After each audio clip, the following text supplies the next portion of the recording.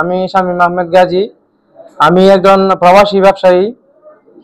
17 বছর যাবৎ সৌদি থেকে রেমিটেন্স পাঠিয়ে দেশের উন্নয়নে ভূমিকা রাখছি।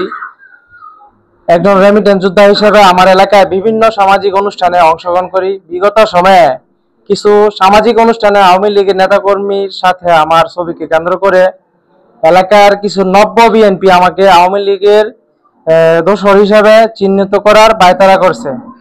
কারণ তারা আমার কাছে বিভিন্ন সময়ে ডোনেশন চেয়েছিল।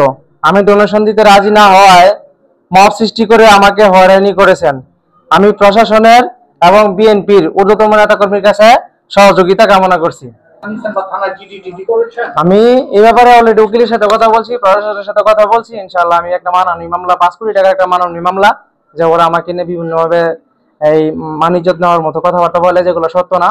আপনার এলাকাবাসীর কাছে প্রশ্ন করবেন, কারণ আমি তো মানুষ সেবা আলহামদুলিল্লাহ, যাদের আমি এলাকাবাসীর গরিব দুঃখীর পাশে থাকি সবসময়, ঠিক আছে। এবং মসজিদ মাদ্রাসা ইনশাআল্লাহ অল টাইম থেকে, যেহেতু আমি একটা সামাজিক আছি, আমার স্বাস্থ্য ভাই আছে, যে আমার বাবা আছে আমার পাশে, ওনারা জিজ্ঞেস করতে পারেন।